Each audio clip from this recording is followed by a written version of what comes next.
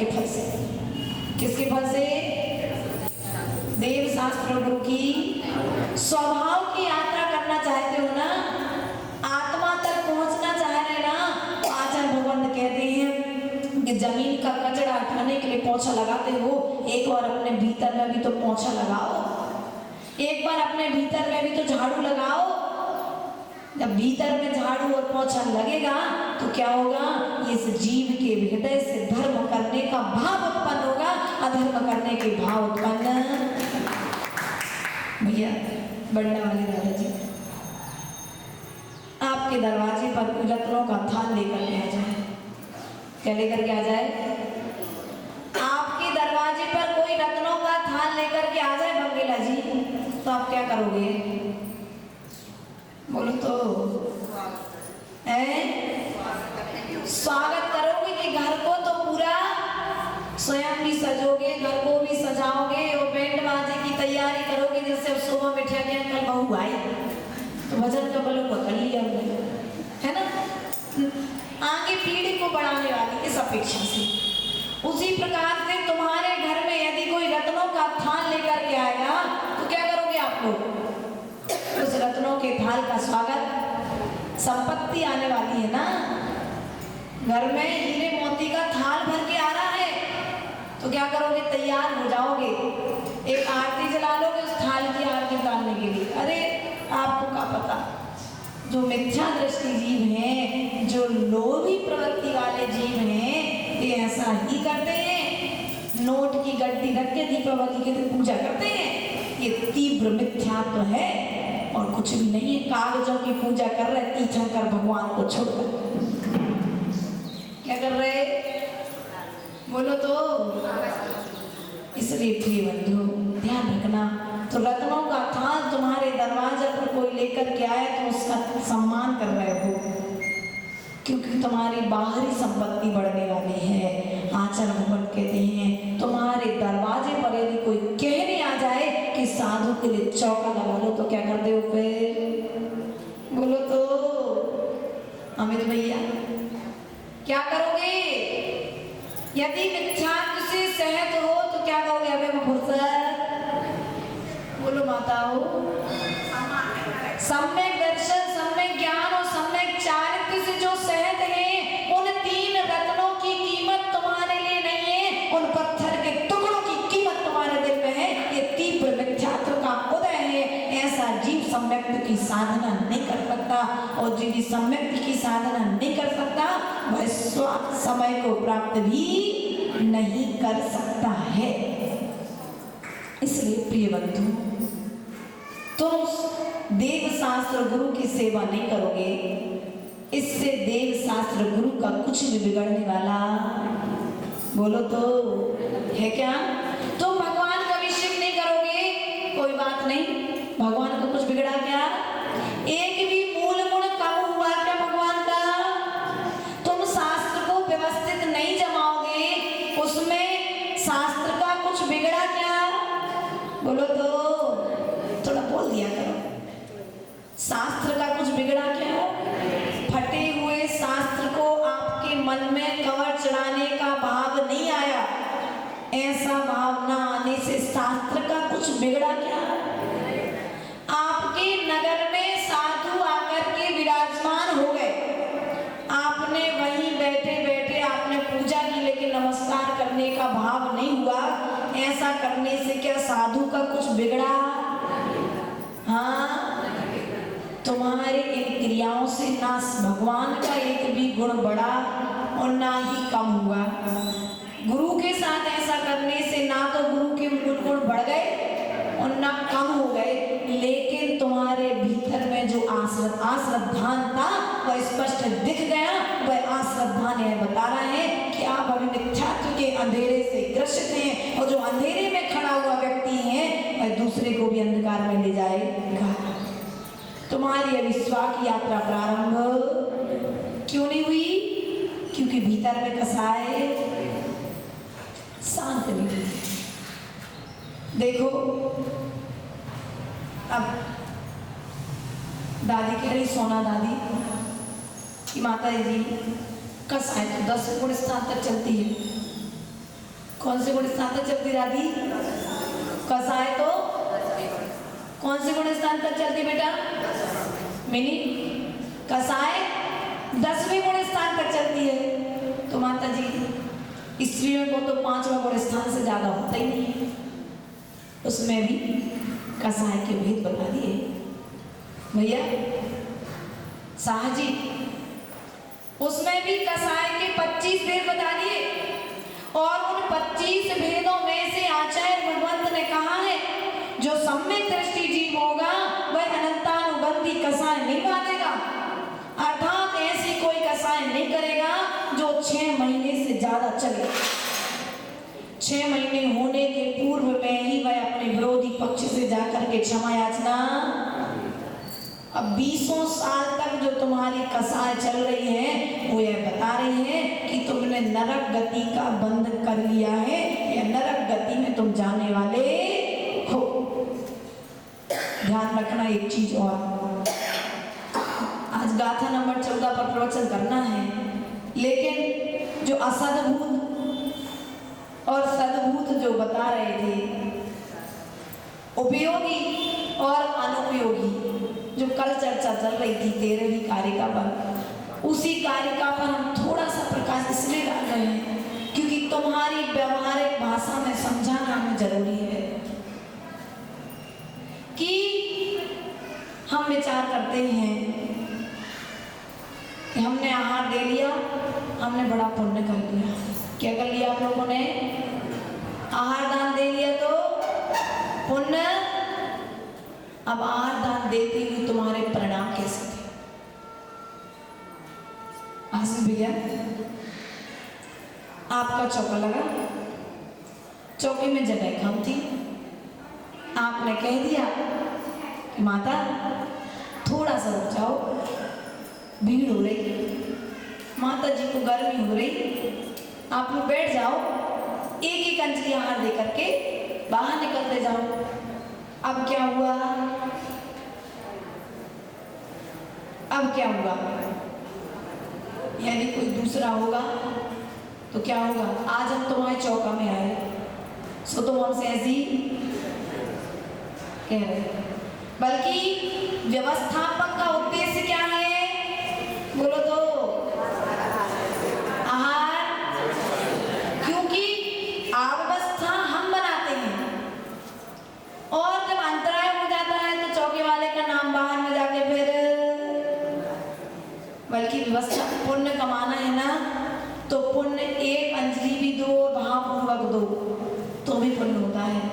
और पूरे आहार भी दिए और बैठे बैठे आकुलता हुई कि वो जलेबी नहीं निकली, छेना नहीं निकला, पूड़ी नहीं निकली और जमाने की पंचायत वहां बैठ करके करी तुमने, तो जो आहार दे रहे थे उसको तुमने शोधन नहीं किया। क्या कर लिया तुमने उसमें? फिर देना भी है और निकालना भी है, दोनों क्रियाएं जब एक साथ में कर रहे हो, उपयोग अस्थिर है तो ऐसे अस्थिर उपयोग में व्यक्ति क्या करेगा? कर्म का हमारी चीज नहीं चलाई, दूसरे के चौका में जाके फिर अपनी वस्तु चलाने का प्रयास करना नहीं। हमारे गुरुदेव ने कहा था, हमने भी प्रश्न किया था, आपने जो प्रश्न किया कि आचार्य भगवान, क्योंकि हम दाता रूप में हैं और हम चाहते हैं कि हम आपके चौके में आए तो खाली हाथ ना आए, ठीक? अब हम खाली हाथ ना आए, ये तो हमने अच्छी व्यवस्था बनाई, हमने दान देने के भाव बनाए, लेकिन सामने वाले की परिस्थिति भी देख करके आपको आहार देना है, विवेक का परिचय देना है कि आपने तो कह दिया माता जी ले लो, अब उस समय चल रही थी रोटी, अब तुमने क्या किया? बीच में डाल दिए रबड़ी। तुम्हें तो एक अंजलि दे के बाहर, बोलो तो जो चल रहा है चौके में, भैया उस चौके वाले को दे आओ, लेनी होगी महाराज जी ने तो ले लेंगे, और नहीं लेनी होगी तो तुम्हें तो अपने दान का फल मिल गया। अब बची हुई सामग्री, अब तुम दे आए कि बची हुई सामग्री का पात्र दाता होता है, साधु तो मात्र अपनी अंजलि का ही पात्र, अंजलि के बाहर की सामग्री साधु की नहीं कहलाती है। तो आप लोग लेकर के जा रहे हो, लेकिन पुरुषार्थ ये करो कि जो चल रहा है उसमें चलाएं, बिना शोधन किए देने का पुरुषार्थ न करें। इसलिए प्रिय बंधु, जो उपयोगी है, जो शरीर को स्वस्थ करे, किसको स्वस्थ करे? ये लोग मायाचारी कर देते भैया, बड़ा दुखी होता है मन। आज की बनी चीज कल चला देंगे, मर्यादा शाम को आज 12 बजे बना ली, आज बना ली, कुछ तला आइटम खकड़िया पपड़िया, अब वो कल चल जाएगी। उतने से छटाक भर घी को बचाने के लिए तुमने क्या किया? साधु को बासा। बोलो तो करते हो ना माताओं ये? भले ही कितनी भी माया उसमें मर्यादा आई है, लेकिन सुबह का सुबह बना करके ही। बोलो तो आप लोग क्या करते हो? कई लोग सामने देखते देखते अपन को सुगंध भी आ गई कि ये चीज ताजी नहीं है। माँ बाप की मर्यादा 24 घंटे की है, लेकिन 2-2, 3-3 दिन तक माताओं, कई माता ऐसा, तुम लोग नहीं कह रहे, तुम पीछे वाले गांव वालों को कह रहे हैं, तुम हुई माता, तुम लोग की नहीं कह रहे, आप लोग तो बहुत अच्छे समझदार हो, लेकिन फिर भी जो करते हैं उन लोगों से निवेदन है कम बनाओ, लेकिन शुद्ध बनाओ। हमारे शुद्ध की यात्रा कराना चाहते हो ना, हमसे हमारे मुख से यदि समाचार सुनना चाहते हो तो पहले तुम समता पूर्वक भोजन बनाना प्रारंभ कर दो, हमारा मन समाचार लग जाए। हमसे तो कहते माता जी समता, और तुम और कैसे बनाते हो? माता जी ने प्रवचन आज इसी बात पे दिया ना, तुम्हारे भावों का परिणाम दूसरे भावों पर पड़ता है। निमित्त जैसा मिलता है उपादान के कमजोर होने पर द्रव्य रूप परिणाम हो जाता है। इसलिए जो जो उपयोगी है और जो अनुपयोगी है, उन वस्तुओं पर विचार करना है, और वस्तुओं पर विचार करके उन वस्तुओं के त्याग की ओर हमें जाना है। जिन परिणामों से मेरा संसार बढ़ रहा है, जिन परिणामों से मुझे नरक निगोद की यात्रा करनी पड़ेगी, उन परिणामों को हमें ध्यान रखना। समलेशिखर जी की यात्रा, मुनिराज की अंजलि में एक ग्रास, जिनेंद्र देव का दर्शन, जिनवाणी का स्वाध्याय, गुरुओं की वैयावृत्ति करने का भाव किसी भव्य जीव के अंदर में होता है। पापी जीव आप पुण्य आत्मा हो, प्रति समय इस जीव के लिए बंद चल रहा है। माता जी हम तो हर साल चौका लगाते, जितने साधु आते हैं सबको चौका लगाते हैं। अब जितने समय तुमने चौका लगाया था उस समय आपने पुण्य का अर्जन किया था। अब नगर में साधु आया है, अब पुनः चेक कर लो भैया, शशि भाभी चेक कर लो, यदि तुमने अशुभ गति का बंद किया होगा तो तुम्हारा भाव चौका लगाने का नहीं होगा, तुम्हारा भाव दिनेंद्र देव के दर्शन करने का नहीं होगा। आचार्य गुरुदेव कहते हैं जो जीव अशुभ गति का जिस जीव ने बंद नहीं किया है, ऐसा जीव गुरु की अंजलि में एक ग्रास रख पाता है, और जिसने अशुभ गति का बंद कर लिया है ऐसा जीव चौके तक जाएगा, लेकिन कुछ ना कुछ कारण ऐसा बनेगा वो चौके से वापस होता है। देखते हैं अपन साक्षात कि बेचारे पड़गान किया, चौके तक ले गए, पांव भी धुल गए, और जैसे जीना चढ़ रहे थे पीछे से पर्दा छूट गया, दूसरे कपड़े नहीं थे। अब क्या हुआ? सुबह से लेकर के शाम तक चौका बनाया, लेकिन जब चौका बनाया तो एक अंजलि हार। यदि तुमने अशुभ गति का बंद कर लिया है तो तुम ये कार्य अहंकार में नहीं रहना, अहंकार में, इस अहंकार में नहीं रहना कि आचार्य भगवंत विद्यासागर जी को हमने हार दे दिया, कि आचार्य भगवंत विभव सागर जी को हमने हार दे दिया तो हम नरक नहीं जाएंगे, क्योंकि प्रतिपल कर्म का बंद हो रहा है।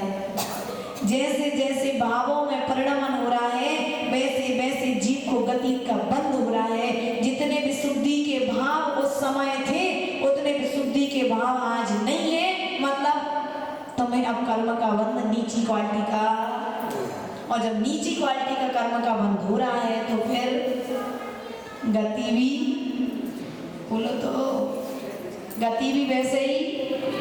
इसलिए अपनी मति सुधारो, श्रीमती को मत संभालो। भैया अब श्रीमतियों को संभालने का समय गया, मात्र अब अपनी मति को संभाल लो, अपनी बुद्धि को संभाल लो, और बुद्धि को संभाल लिया तो विशुद्धि बढ़ेगी, और विशुद्धि बढ़ेगी तो शुद्ध होने में समय नहीं लगेगा। शुद्ध की यात्रा चाहते हो ना, फिटकरी से जल शुद्ध होता है, शक्कर दूध से शुद्ध हो जाती है। ऐसे बहुत सारे पाउडर आने लगे, कपड़े का दाग भी कोई विशेष पाउडर से छूट जाता है। आचार्य भगवान कहते हैं कि अपने परिणामों को साफ करने के लिए कोई डिटर्जेंट पाउडर की जरूरत नहीं है, अपने परिणामों को साफ करने के लिए तो समय सार जैसे महान ग्रंथ की आवश्यकता है। इसलिए अपने परिणामों को साफ करो, बिना पानी बिना साबुन, मात्र जैसे भगवान बैठे हैं ऐसे हाथ में हाथ रख के बैठ जाओ, शांत होकर के बैठ जाओ। कैसे होके बैठना है? जब थक जाते हो तो शांत होते कि नहीं होते? उस समय दिमाग भी नहीं चलाते हो। उसी प्रकार से तुम लोग कभी संसार की यात्रा करते करते थकोगे कि नहीं थकोगे? भैया थकोगे कि नहीं थकोगे? सुबह से लेकर के शाम तक दुकान चलाते हो, रात से लेकर के सुबह तक विश्राम करते हो। इस शरीर को तो विश्राम दे रहे हो, लेकिन इस आत्मा को कब विश्राम दोगे? दोगे कि नहीं दोगे? भैया माताओं, आत्मा को विश्राम कब दोगे? यदि आत्मा को विश्राम देना प्रारंभ करोगे तो आचार्य भगवत कहते हैं यह जो आत्मा है, यह आत्मा तुम्हारे लिए एक दिन परमात्मा बन जाएगी, बनने में समय। इसलिए हमारा आपसे इतना ही कहना है। 14 नंबर की कारिका में कल प्रकाश डालेंगे, लेकिन आज ध्यान रखना जो जो परिणाम अनुपयोगी है, आज एक काम करना, डायरी मिली ना आपको चक्रेश जी, और पेन भी दिया है। अनुपयोगी सामग्री और अनुपयोगी परिणाम लिखना। क्या लिखना आप लोगों को? होमवर्क। माताओं बैग सबने लिए ना? सबके पास डायरी पेन है? अनुपयोगी सामग्री और अनुपयोगी परिणाम, और उपयोगी सामग्री और उपयोगी परिणाम स्वयं। अब फिर उन परिणामों का अध्ययन करो। ये जो परिणाम है ये मुझे कहाँ लेकर के जा रहा है? क्या मैं ये क्रोध जो कर रहा हूँ क्या ये सही है? झूठ बोलना है दुकान पर बैठ करके, लेकिन इतना तो झूठ मत बोलो कि सामने वाले का पूरा धन तुम्हारे हाथ में है। 10% में 2% बचाओ तो भी ठीक है। अब सीधा 10% में 90% बचाने की तुम सोच रहे हो तो क्या कर रहे हैं? पूरा सामने वाले का खून चूस लिया। अब सामने वाला बेचारा परेशान। अब ऐसा जब करोगे तो तुम्हारा स्वभाव की यात्रा में भी मन, क्योंकि बेईमानी की कमाई तुम्हारे परिणामों को शुभ नहीं होने देती है। बेईमानी की कमाई तुम्हारे परिणामों को विशुद्ध नहीं होने देती है। बेईमानी की कमाई तुम्हें स्वस्थ नहीं रहने देती है। यदि तुम्हें स्वस्थ रहना है तो पहले अपने प्रति ईमानदार बनना। किसके प्रति ईमानदार बनना है? बोलो तो। बच्चे की दवाई खिलाने के लिए कितनी ईमानदार हो? पति को टाइम से भोजन देने के लिए कितनी ईमानदारी से कार्य करते हो? भैया अभी आप बिल्कुल जाओगे, मंदिर से पहुंचोगे और आपको बिल्कुल लगी थाली मिलेगी गरम गरम, नहीं हाँ समझ है ना? मिलता कि नहीं मिलता? कई घरों में ऐसी स्थिति है। अपने कर्तव्यों के प्रति तो आप ईमानदार हो, लेकिन अपने प्रति ईमानदार नहीं हो, अपने आत्मा के प्रति ईमानदार नहीं हो। और जब अपने आत्मा के प्रति ईमानदार नहीं हो तो फिर आचार्य भगवत कहते हैं स्वा की यात्रा प्रारंभ कैसे होगी? अपने बाहरी कर्तव्यों के प्रति ईमानदार हो, भीतरी कर्तव्यों के प्रति यदि ईमानदार नहीं होगे तो समय साथ की यात्रा प्रारंभ नहीं होगी। हमारे जैसे कई आ गए और हमसे श्रेष्ठ श्रेष्ठ आचार्य यहाँ पर आए, उनने समय साथ सुनाया और चले गए, लेकिन फिर भी परिवर्तन नहीं आया। तो समय सार सुनने से परिवर्तन नहीं आएगा, समय सार का आचरण करने से परिवर्तन आएगा। क्या होगा भैया? ये सांप है, क्या कहा? ये सांप है, कल्पना कर लो सांप की, और सांप तुम्हारे सामने है तो क्या करोगे? हाथ में पकड़ के जाओगे कि दूर भगोगे? माता दूर भगते ना ससी भाभी, उसको पकड़ने तो नहीं जाते ना? क्यों है? काट लेगा तो क्या हुई, जा जाना मर जाओ। सांप काटेगा तो क्या होगा बोलो तो सोनल? यदि तुम्हें सांप ने काटा तो क्या होगा? इससे ज्यादा क्या होगा? कुछ नहीं होगा ना। एक आचार्य भगवान कहते हैं, यदि अशुभ परिणामों ने तुम्हें एक बार जो मिथ्यात्व का सांप है यदि उसने काट लिया तो तुम्हारे पूरे भाव बिगड़ जाएंगे, तुम्हारा पूरा जीवन बिगड़ जाएगा। कसायों का जो विष, मिथ्यात्व का सांप तुम्हें डस रहा है, मिथ्यात्व के सांप के मुख से कसायों का विष झर रहा है और तुम उसे बढ़िया आनंद लेके, कसाय करने में आनंद आता है, दूसरे को नीचा दिखाने में, अपने से कमजोर वाले की हंसी करने में। बोलो तो आज बड़ा आनंद आ गया, हमने संजय भैया को नीचा दिखा दिया। उनने हमें एक गाली दी थी पर्यूषण पर्व में, आज हमने 1 साल बाद उन्हें 4 गाली दे दी। किसको आनंद आया?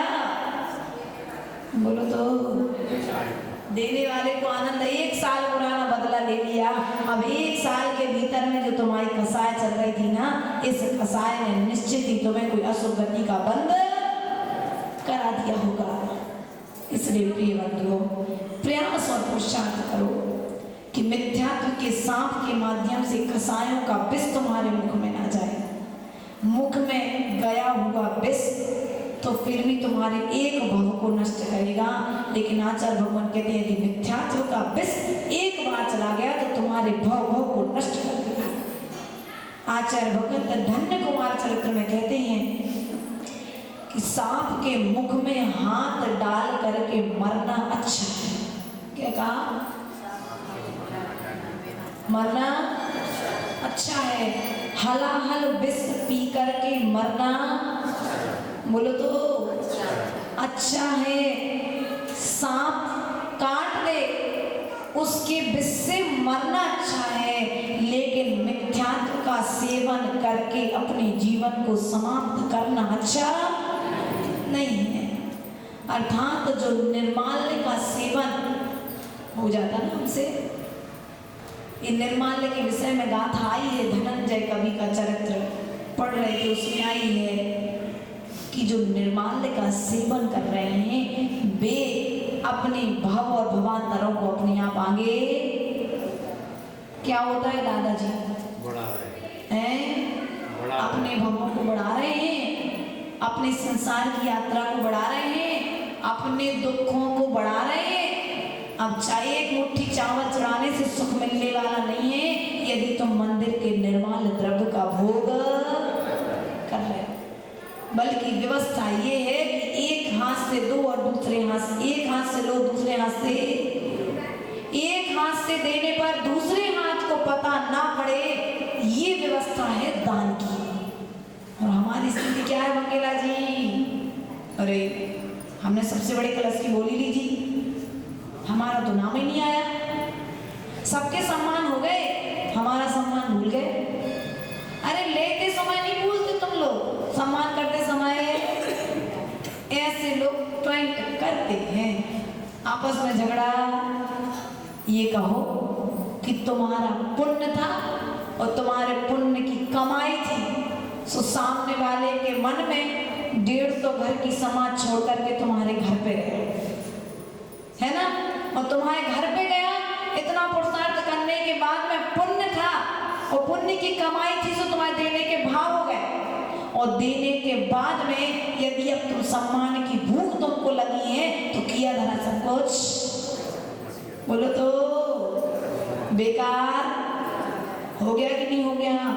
इसलिए माता ध्यान रखना, आगे बैठने मिल जाए अच्छी बात, पीछे बैठने मिल जाए अच्छी बात, नीचे बैठने मिल जाए अच्छी बात, द्रव्य चढ़ाने मिल जाए तो भी कोई बात नहीं, आहार देने मिल जाए तो भी कोई बात नहीं। बस तुमने इन सब में यदि समता रख ली तो तुमने कर्म निर्जर कर दी, समय सार सुनना तुम्हारा सार्थक हो गया।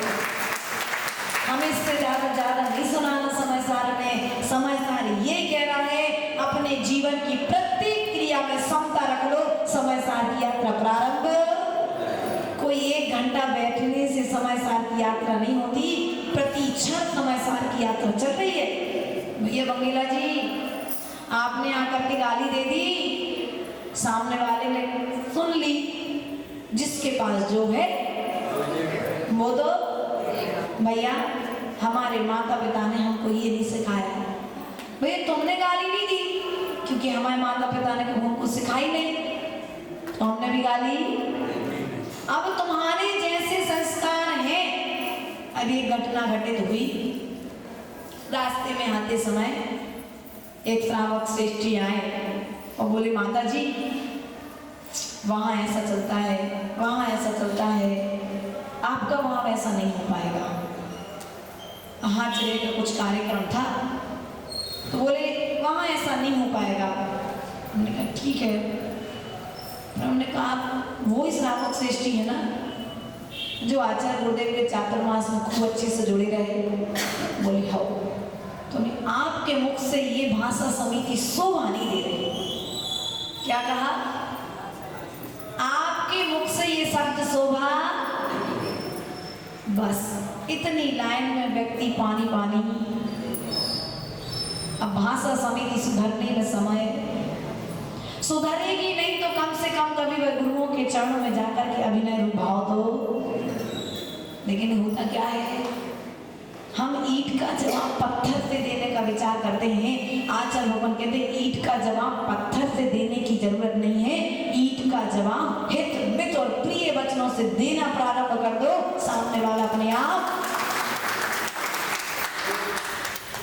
तो छोटी कैंची लाए तो हम हथौड़ा लेके आएंगे। आज की स्थिति, हाँ, खीर ठोकने के लिए हथौड़ा लाएंगे, हथौड़ी नहीं लाएंगे। यदि कोई ने थोड़ी सी गलती कर दी तो हम क्या करते हैं, सीधा ऐसा करने वाले जीव समय सार की यात्रा। हमें समय सार की यात्रा करनी है ना, तो भीतर के थोड़े जो पैच पुर्जे ढीले हो रहे हैं तुम्हारे के, हमें टाइट कर रहे हैं। यदि वे टाइट हो जाएंगे तो समय सार के दूसरे अध्याय में प्रवेश कर पाएंगे, और यदि ये पैच पुर्जे ढीले रहे तो दूसरे भाग की यात्रा हो सकती है। मात्र शब्दों से ग्रंथ पढ़ लेंगे और कानों से इन शब्दों को सुन लेंगे, लेकिन भीतर तक कुछ भी जाने वाला नहीं है। इसलिए प्रिय बंधुओं, अपने भीतर के भाव को संभालने का प्रयास करो। एक भजन आप लोगों ने सुना होगा, कौन गति जाने, सुना है माता? कौन गति जाने बताओ मोरी गुइया, कौन गति जाने बताओ मोरी गुइया, नर गति जाने बताओ मोरी गुइया, जी के भाव सुपारी जैसे, क्या कहा? जी के भाव सुपारी जैसे, भीतर से कर रहे और बाहर से कर रहे, नर गति जाने, नर गति जाने बताओ मोरी